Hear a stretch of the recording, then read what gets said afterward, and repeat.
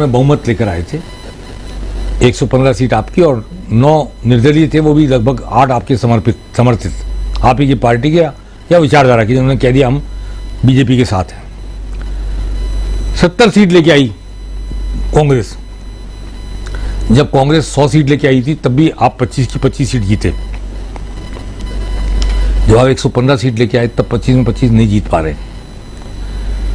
तो कोई तो वजह रही होगी कि कांग्रेस के राज में आते हुए भी आप 25 की 25 जीत पा रहे थे, वसुंधरा के राज में आते 25 की 25 जीत पा रहे थे, और अब आपकी सरकार है फिर भी 25 में से 25 नहीं जीत पा रहे, और बराबरी पे आ गई, खड़ी हो गई कांग्रेस, जिसकी कि चुनाव की घोषणा हुई। तो कांग्रेस में चुनाव लड़ेगा कौन, उम्मीदवार भी मिलेंगे कि नहीं मिलेंगे, ये सवाल मैंने भी किया था। तो आज ये स्थिति आ गई। क्या ये स्थिति आत्ममंथन के लिए प्रेरित नहीं कर रही है आपको, आत्ममूल्यांकन के लिए प्रेरित नहीं कर रही है आपको?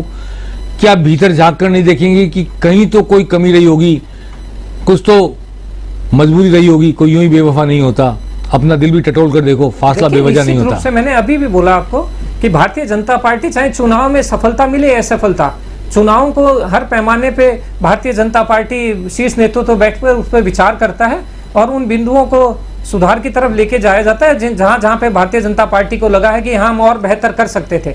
मैं राजस्थान के परिवेश में कहूं कि अभी थोड़ा सा इंतजार करें। राजस्थान में मैं अपने तौर पे मान रहा हूं कि 20 सीटों के लगभग या 20 से अधिक सीटें भारतीय जनता पार्टी निश्चित रूप से जीतेगी। जैसे झुंझुनू में आप देखिए कि बराबर कभी विजेंद्र ओला आगे हो रहे हैं, कभी अपने शुभकरण चौधरी जी आगे हो रहे हैं, तो कुछ सीटों पर कमोवेश यही स्थिति है।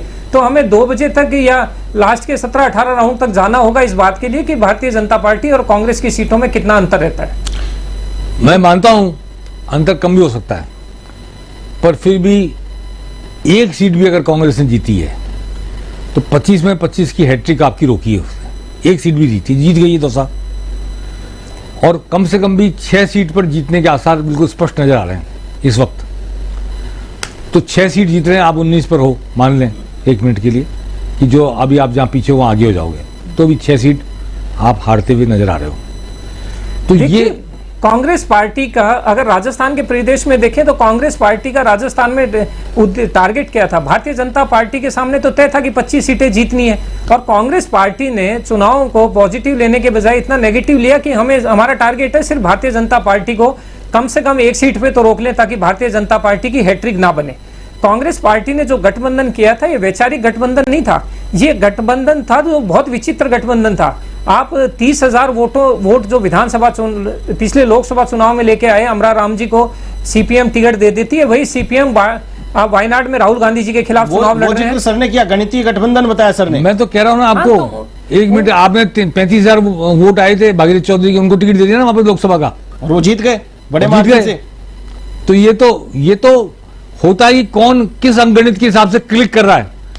कभी भी अमरा राम कांग्रेस के खिलाफ लड़के उस सीट पर नहीं जीत सकते थे जिस सीट पर वो विधानसभा में खड़े हुए थे। लेकिन आज कांग्रेस ने एक रणनीतिक फैसला किया कि जिस सीपीएम का एक भी विधानसभा सीट नहीं पूरे राज्य में, उसको एक लोकसभा सीट दे दी, और वो लोकसभा सीट दी जिसमें 5 सीटों पर वो कांग्रेस काबिज है।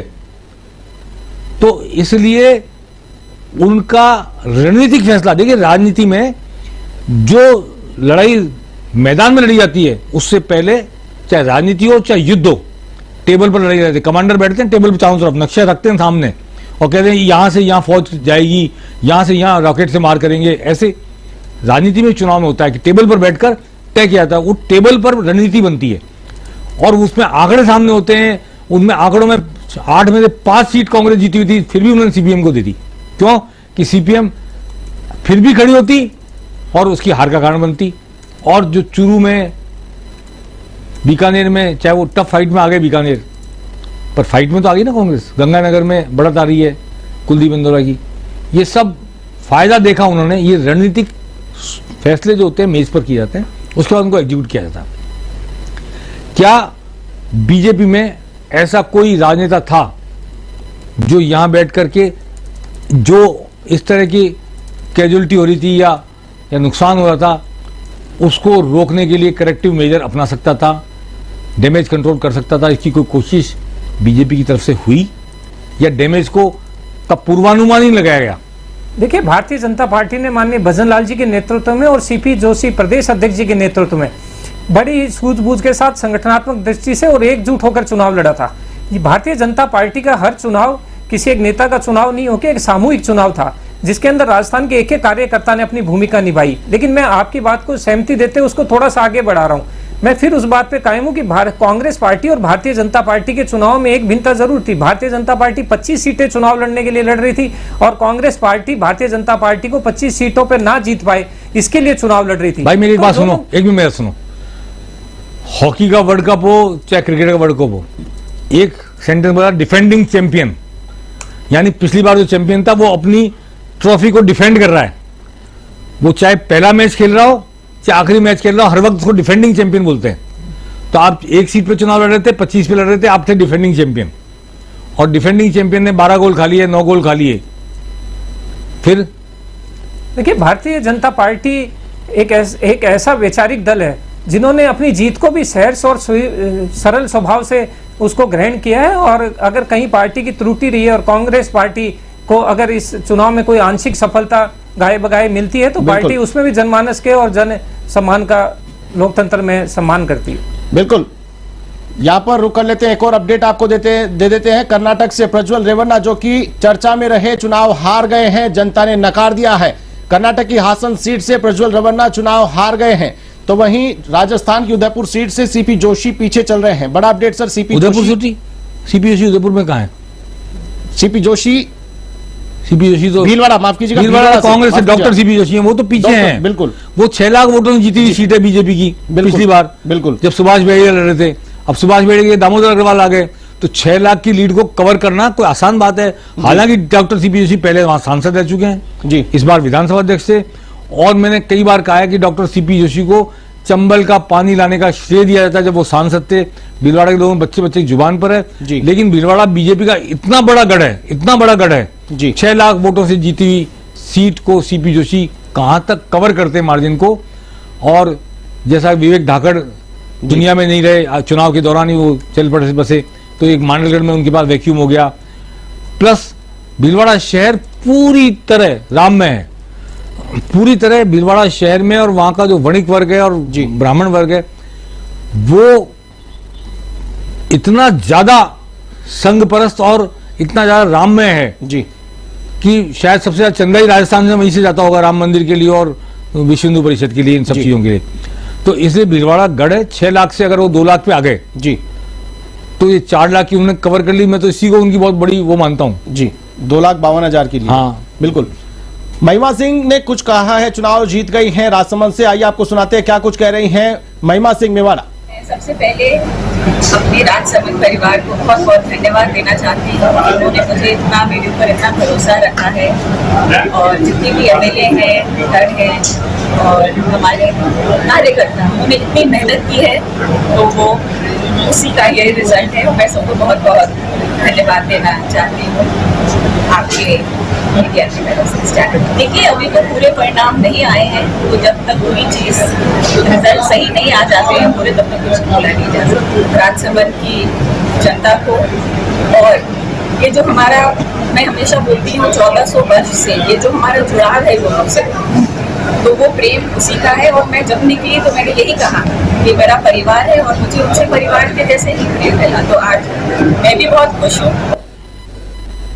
तो आपने सुना, राजसमंद से चुनाव जीतने के बाद महिमा सिंह मेवाड़ा उत्साहित हैं। तो वहीं पीसीसी चीफ गोविंद सिंह डोटासरा ने भी मीडिया को बयान दिया है। राजस्थान में जिस प्रकार का प्रदर्शन कांग्रेस का हुआ है, तो जाहिर तौर पर गोविंद सिंह डोटासरा भी उत्साहित है। आइए आपको सुनाते हैं क्या कुछ कह रहे हैं। देखिए, इनका अहंकार बोल रहा था। मुख्यमंत्री होकर के सारे उनके पास आईबी की रिपोर्ट होती है, सब कुछ होती है, लेकिन वो बार बार कह रहे थे कि 25 में से 25 जीतेंगे। और हम ये कह रहे थे कि हम बीजेपी से चाहे 1 जीते लेकिन ज्यादा जीतेंगे, और वो परिणाम आपको देखने को मिलेंगे। बीजेपी से हम लोग ज्यादा जीतेंगे। कांग्रेस की 10, 11, 12 सीटें आएंगी, इंडिया गठबंधन की 2-3 सीटें, और एक हमने बांसवाड़ा में समर्थन दिया था, वहाँ पर ही राजकुमार रोड जो बीजेपी का उम्मीदवार है, बीजेपी खड़गे साहब, हमारे नेता राहुल गांधी जी, प्रियंका गांधी जी ने जिस प्रकार से न्याय पत्र दिया और उसमें जो वादे किए, जो गारंटियों की बात की, उस पे लोगों ने मोहर लगाई है, उन पे पूरा विश्वास किया। और हमारे राजस्थान के तमाम कांग्रेस के नेता सबने मिलकर के एकजुटता के साथ में चुनाव लड़ा। और मैं समझता हूं कि ये जो परिणाम है, ये भारतीय जनता पार्टी की इस फर्जी सरकार को आईना दिखाने का है। इन्होंने, मुख्यमंत्री जी ने बढ़ चढ़ करके 25 में से 25 सीटें लेकर के आएंगे, 5 लाख से सब लोग जीतेंगे, और बीच चुनाव में तो मोदी जी को भगवान का अवतार ही बता दिया। तो ये सब चीजें जनता को नागवार गुजरी। जनता ने कहा कि कांग्रेस पार्टी की पिछले 5 साल में जो सरकार थी उसने अच्छा काम किया, उसकी योजनाएं अच्छी थी, आपने 6 महीने में कुछ भी नहीं किया। कांग्रेस पार्टी का जो घोषणा पत्र है, न्याय पत्र है, वो शानदार है। आपका 10 साल का कोई विजन नहीं है, आप अपनी उपलब्धि नहीं बता पा रहे हो, केवल संवैधानिक संस्थाओं का दुरुपयोग करके, डरा के, धमका। तो आपने सुना पीसीसी चीफ का बयान। तो वहीं बड़ी अपडेट दे दें, भरतपुर से संजना जाटव चुनाव जीत गई हैं, कांग्रेस का यहां पर खाता खुला है। तो वहीं पाली से पीपी चौधरी ने चुनाव जीत लिया है। दौसा से मुरारी लाल मीणा चुनाव जीत गए हैं। सर, जिस प्रकार से आपने कहा था कि दौसा की सीट अगर कांग्रेस जीत जाती है तो किरोड़ी लाल मीणा इस्तीफा दे देंगे, उनके बाद क्या आप देख पा रहे हैं? मैं आपको बहुत इंटरेस्टिंग बात बताने जा रहा हूं अपने दर्शकों को। किरोड़ी लाल मीणा आज शाम को 4 या 5 बजे इस्तीफा देंगे, मैं कल घोषणा कर चुका था अपने प्रोग्राम में, इसी प्रोग्राम में जी। और इस्तीफा लिख के तैयार रख रखा, उन्होंने जेब में साइन करके रखा हुआ है, ये मेरी जानकारी में व्यक्तिगत जी। और उन्होंने कहा था कि 7 सीटों की जिम्मेदारी मेरे पास थी, भरतपुर, अलवर, करौली, धौलपुर, दौसा, जयपुर ग्रामीण, कोटा और टोंक सवाईमाधोपुर, जहां मीणा बहुल है। 1.5 लाख, 2 लाख, 2.5 लाख ऐसे मीणा है इन सीटों पर। और जब वो प्रचार करने निकले थे तो उन्होंने एक जगह भाषण में कहा था कि 5 दिन हो गए घूमते घूमते गांव में, क्या हो गया है SC ST को, मीणाओं को क्या हो गया, मेरी बात नहीं सुन रहे। आगे जो उन्होंने बोला जी मीणाओं के हवाले से, वो हम टीवी पर दोहरा नहीं सकते जी। तो वो जो उन्होंने मीणाओं की भावना व्यक्त की जी, और तभी उन्होंने कहा था कि मैं इस्तीफा दे दूंगा अगर दौसा हार गए। उसके बाद उन्होंने कहा 7 में से कोई हार जाऊंगा, बीजेपी हार जाएगी तो मैं इस्तीफा दे दूंगा। इस्तीफा उन्होंने कल ही, जब वो दौसा में प्याऊ का उद्घाटन कर रहे थे, पानी पिला रहे थे, उनकी जेब में था इस्तीफा, मेरी व्यक्तिगत जानकारी में जी। और मुख्यमंत्री भजनलाल से मिलके गए, तब भी जेब में लेके गए थे जी। दिया नहीं दिया मुझे नहीं पता, ट्वीट कर दिया अभी अभी उन्होंने ट्वीट किया है, जी। रघुकुल रीत सदा चली आई, प्राण जाए पर वचन ना जाए। किरोड़ी लाल मीणा ने अभी अभी ट्वीट किया है जी। और प्राण जाए पर वचन ना जाए, वचन तो यही था कि 7 सीट जीतेंगे और वचन चला गया, तो अब इसका मतलब इस्तीफा शाम तक आ जाएगा जी। इस्तीफा देने का उन्होंने 1 हफ्ते पहले मन बना लिया था जी। और अनुमान उनको भी यही था चुनाव नतीजों का, जी। जो हम अनुमान लगा रहे थे। करौली धौलपुर का नतीजा नहीं आया, लेकिन ये तीनों सीटें संकट में थी जी। इधर से दौसा, भरतपुर, करौली सवाईमाधोपुर, करौली धौलपुर सॉरी जी। इधर से ये 3 सीटें संकट में हैं, झुंझुनू, चूरू और सीकर जी। शेखावाटी 3 सीटें, पूरी राजस्थान की 3 सीटें, 6 सीट, बाड़मेर की सीट संकट में थी, नागौर की सीट पे फाइट थी जी। टोंक सवाईमाधोपुर पे फाइट थी। तो इसलिए, और ये नागौर तो मैंने बोल दिया जी। और बांसवाड़ा, डूंगरपुर, ये सारी सीटें टफ फाइट में थी जी। अब इनमें से निकल के आने लगी सीटें, जीतने लगे हैं लोग। तो भरतपुर में कांग्रेस जीत गई है, दौसा में कांग्रेस जीत गई है, ये 2 तो कारण उपलब्ध हो ही गए उनको इस्तीफा देने के। रघुकुल रीत सदा चली आई जी, प्राण जाए पर वचन न जाई, तो इस मंत्री पद जाए पर वचन न जाई, इसको ऐसे कर लेना चाहिए। अब बड़ी खबर, वैभव गहलोत चुनाव हार गए हैं जालोर सीट से। पूर्व मुख्यमंत्री अशोक गहलोत के बेटे वैभव गहलोत चुनाव हार गए हैं। लुम्बाराम चौधरी यहां से चुनाव जीत गए हैं। देखिए, वो बीजेपी का गढ़ साबित हो गया है जालोर जी। जालोर ने बूटा सिंह को जिता दिया था, कई बार बूटा सिंह को हरा भी दिया था। उसने एक बड़े बड़े नेताओं को हराया भी, जिताया। कैलाश मेघवाल जिता दिया बूटा सिंह के खिलाफ, जो कि जालोर का रास्ता ही नहीं जानते थे जी। तो ये वैभव गहलोत की हार के दूरगामी परिणाम होंगे राजस्थान में। गहलोत की पॉलिटिकल स्थिति को लेकर और कांग्रेस के भीतर उनके पॉलिटिकल वर्चस्व को लेकर। एक बात तो ये। दूसरी बात ये, मैंने कहा था कि अब ये कांग्रेस नई पीढ़ी की कांग्रेस होने जा रही है राजस्थान में जी। और वो नई पीढ़ी है डोटासरा, सचिन पायलट और टीकाराम जूली जी हालांकि अलवर में शायद कांग्रेस नहीं जीता पाएंगे टीकाराम जूली, जी रिजल्ट अभी नहीं आया, लेकिन 60-70 हजार से भूपेंद्र यादव आगे चल रहे थे।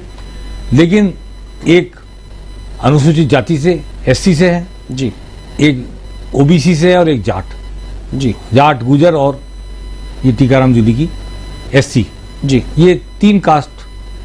तो मुस्लिम लीडर तो कोई राजस्थान में ऐसा है नहीं, जी मुस्लिम तो स्वतः ही कांग्रेस साथ जुड़े थे। तो ये आने वाले कल की कांग्रेस तस्वीर बता रहा हूं मैं आपको इन नतीजों के बाद। जी। और अभी कोटा का कोई नतीजा आया नहीं मेरे ख्याल से, क्या आगे टफ पीछे फाइट कोटा में चल रही है, लेकिन जयपुर ग्रामीण की बात करें, जयपुर ग्रामीण में टफ फाइट हो रही है राव राजेंद्र और अनिल चोपड़ा के बीच में। हालांकि झोटवाड़ा सीट से लगभग 78,000 मतों की लीड मिली है बीजेपी कैंडिडेट राव राजेंद्र सिंह को, लेकिन इसके बावजूद भी लगातार संघर्ष देखा जा रहा है। कर्नल राज्यवर्धन सिंह राठौड़ की सीट ये रही, उन्हें विधायक बनाया गया और ये सीट पर नया प्रयोग किया गया। क्या कहेंगे जयपुर ग्रामीण को लेकर के सर?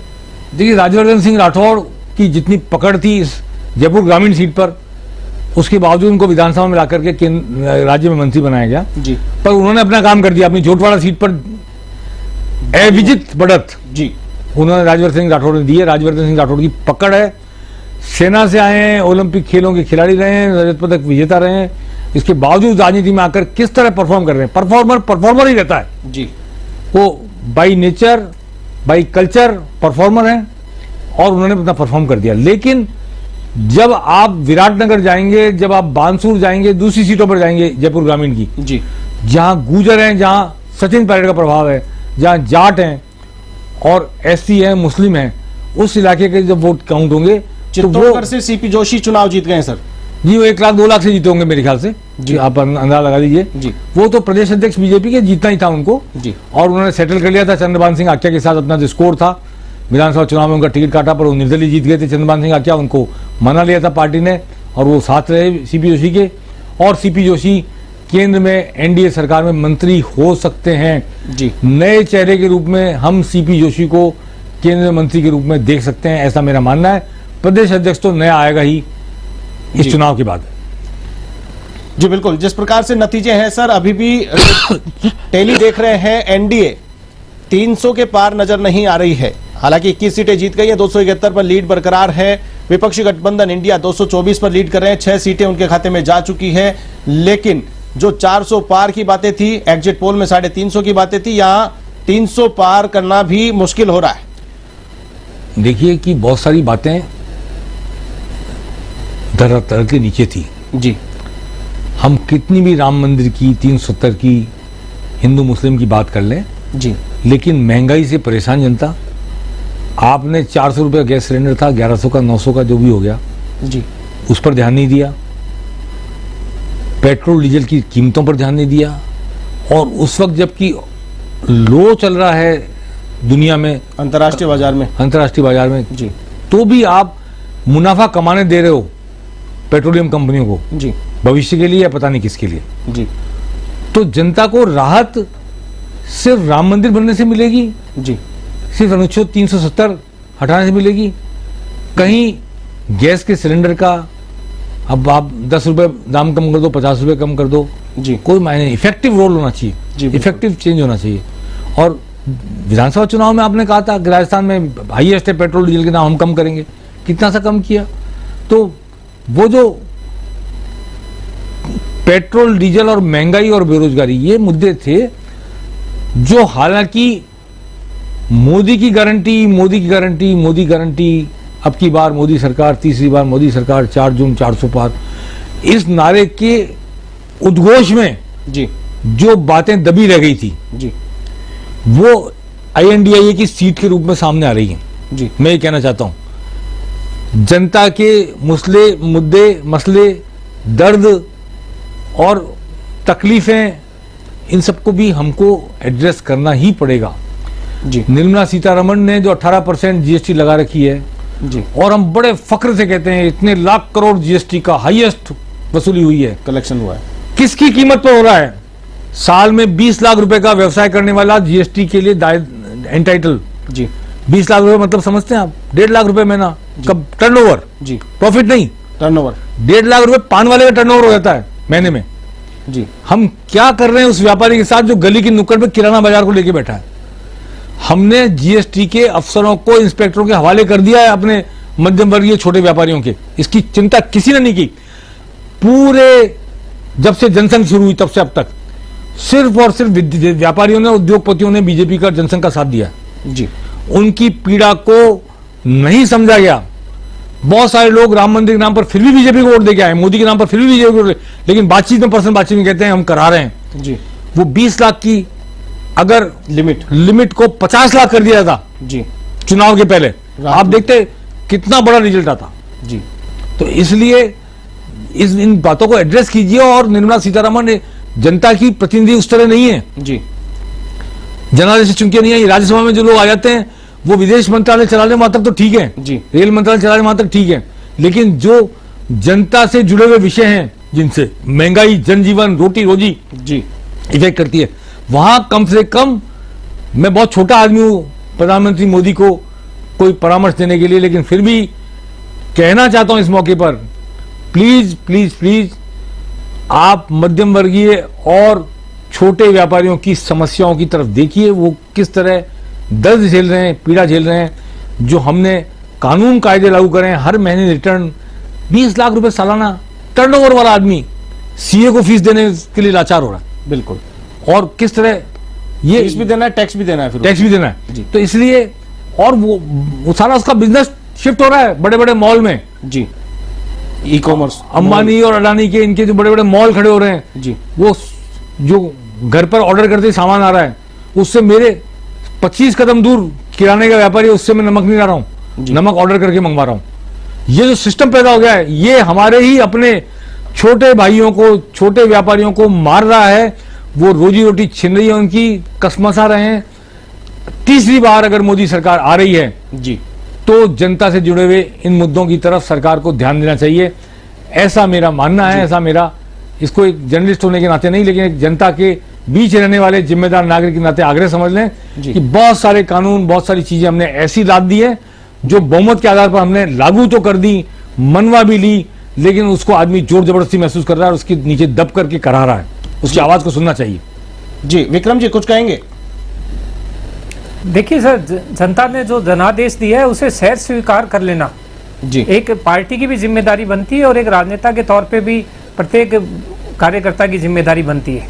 लेकिन भारतीय जनता पार्टी के प्रवेश में बात करें तो भारत की जो जनता ने जो वोट दिए थे, चाहे महिला अस्मिता की रक्षा के लिए हो, चाहे युवाओं के रोजगार के लिए की बात कर ली जाए, चाहे सीमा की रक्षा के लिए बात की जाए, चाहे एयरपोर्ट की बात की जाए, अगर किसी भी परिदेश में देखें तो भारतीय जनता पार्टी और माननीय नरेंद्र मोदी जी ने जनता के उन आयामों को उन उच्च स्तर तक पहुंचाने का पूर्ण प्रयास किया था।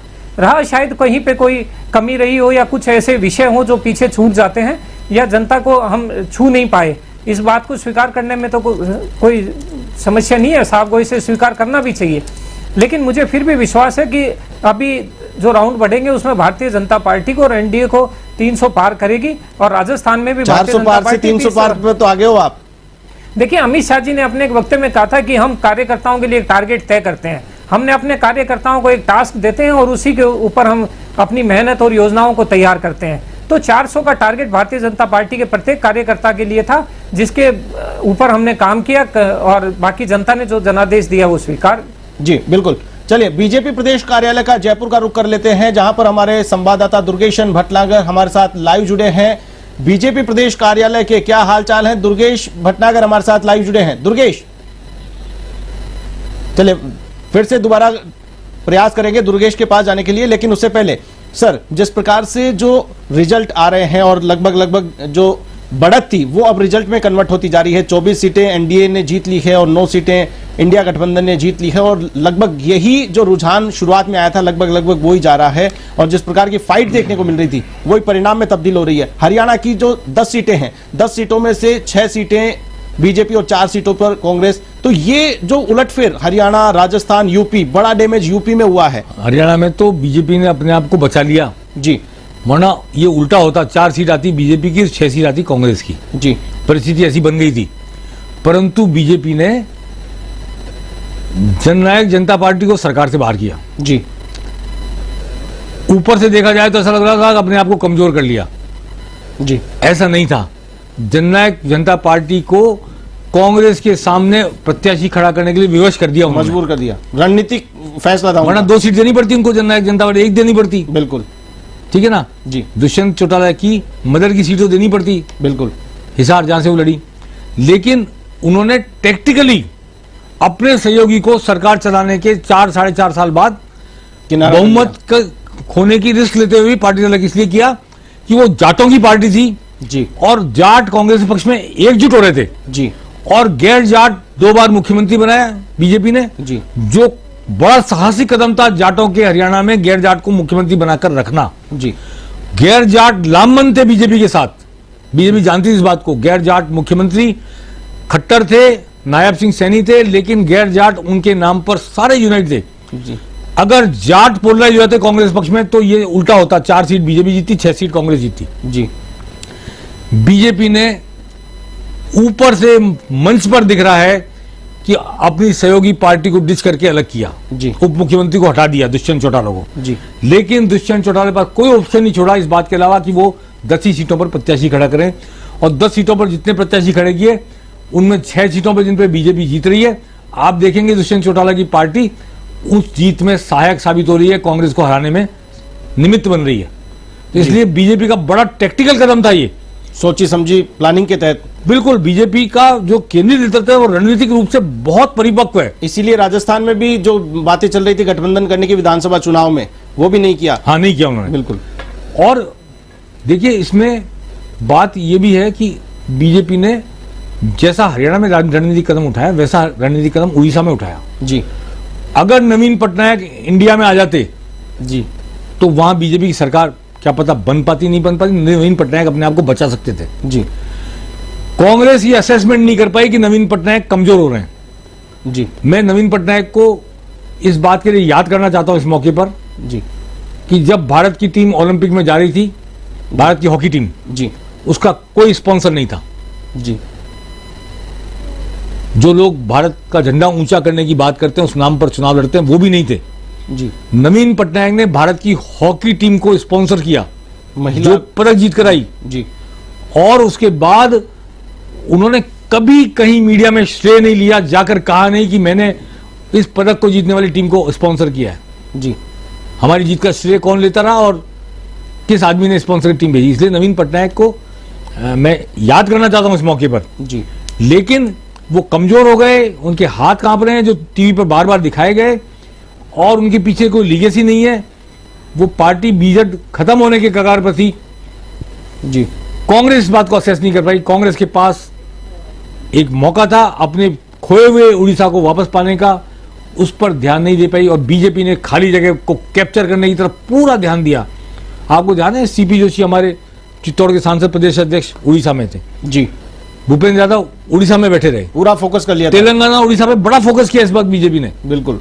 तो वो वहां बैठ के दिल्ली में बैठ के अनुमान लगा लेते हैं कि कहां हमारे लिए वैक्यूम है, कहां हमारे लिए जगह है, कहां स्पेस है, बिल्कुल कहां गलियारे में गेंद निकाल करके हम गोल कर सकते हैं। बिल्कुल ये काम जो है कांग्रेस में उतनी परिपक्वता से या इंडिया में नहीं हो किया पाया। गया। दूसरा, एक बात मैं सैनी जी की पार्टी के लिए कहना चाहता हूं कि उनके पास जो नायक है उसका कोई विकल्प भारतीय राजनीति में नहीं है। जी उनके प्लस माइनस पॉइंट हो सकते हैं, लेकिन देश किसके हाथ में सौंपे, जब ये सवाल उठता है जी मतदाता के सामने, जी तो एनडीए की तरफ से या बीजेपी की तरफ से जो नायक महानायक प्रस्तुत है, जी उसके वैकल्पिक नायक को एनडीआई इंडिया प्रस्तुत नहीं कर पाया। जी देश के सामने ये सवाल अनुत्तरित रहा कि INDIA किसे देश सौंपेगा।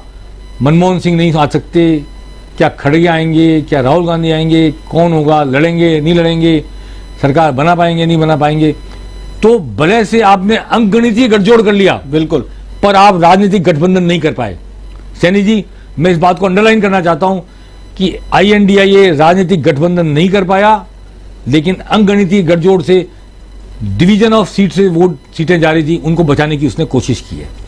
इस बात के लिए आपकी पार्टी को निश्चित तौर पर श्रेय दिया जाना चाहिए कि उनके पास एक नायक है जिसके हाथों में लोग देश को सुरक्षित मानते हैं, और आज जो स्थिति है वो भी आप जिस स्थिति में पहुंच रहे हो उसके पीछे उसका महानायकत्व कहें या नायकत्व कहें, उसका बड़ा रोल है। इसलिए वो कहते थे कि आप कमल का बटन दबाएंगे वोट मोदी को जाएगा। बहुत सारे लोग आपकी पार्टी में भी कहते थे कि यार ये व्यक्तिवादी हो गया है, ये हो गया, लेकिन उसी नेतृत्व के कारण पहचान है पार्टी की और उसी नेतृत्व के कारण वोट है पार्टी के साथ। अब बीजेपी के धन्यवाद देना चाहते हैं, शायद ये जाना चाहेंगे। विक्रम जी एक अंतिम बात आप जो कहना चाहें राजस्थान को लेकर और देश को लेकर। पूरे हिंदुस्तान ने देखा है कि एक तरफ तो कांग्रेस पार्टी है, दूसरी तरफ भारतीय जनता पार्टी के सामने पास माननीय नरेंद्र मोदी जैसे सशक्त चेहरा है, जिनके गारंटी पे, जिनके कमिटमेंट पे देश की जनता भरोसा करती है। दूसरी तरफ राहुल गांधी जी हैं, जितने भी राहुल गांधी जी के बयान पीछे के भी आप देखेंगे तो जनता न उस नेता के कमिटमेंट पे भरोसा करती है और न उस नेता पे विश्वास है। तो मैं आज देश की जनता को जो एनडीए को बहुमत दे रहा है उसमें एक एक मतदाता का बहुत बहुत आभार देना चाहता हूँ, धन्यवाद व्यक्त करना चाहता हूँ। फिर भी वो 230 सीट के आसपास है, बिल्कुल बड़ी बात है। मजबूत विपक्ष के रूप में तो हो ही सकते हैं। बिल्कुल, आपको बहुत धन्यवाद। चलिए विक्रम जी, हमारे साथ जुड़ने के लिए बहुत बहुत शुक्रिया। लगातार चर्चा का दौर जारी है।